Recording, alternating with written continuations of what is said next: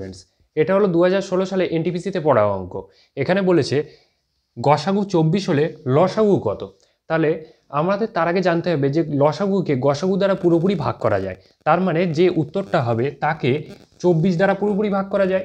কিন্তু 24-এর মধ্যে কি কি লুকিয়ে আছে? 24-এর মধ্যে লুকিয়ে আছে দেখো 3 আর 8, 3 8টা 24, 3 8টা 24 গুণ করে 3 আর 8 গুণ করলে 24 হয়।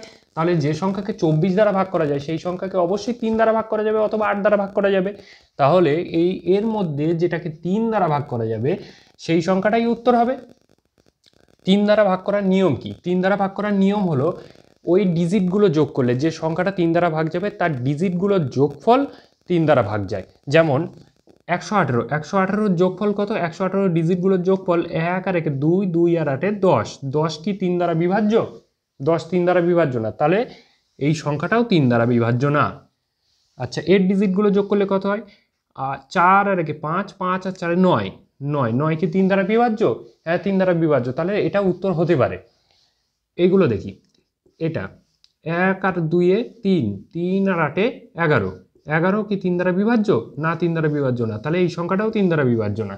এটা দেখি, এটা 3 আর 1 4, 4 আর 6 10, 10 কি 3 দ্বারা বিভাজ্য? না 10 3 দ্বারা বিভাজ্য না, তাহলে এই সংখ্যাটাও 3 দ্বারা বিভাজ্য হবে না। তাহলে সঠিক উত্তর কোনটা হবে?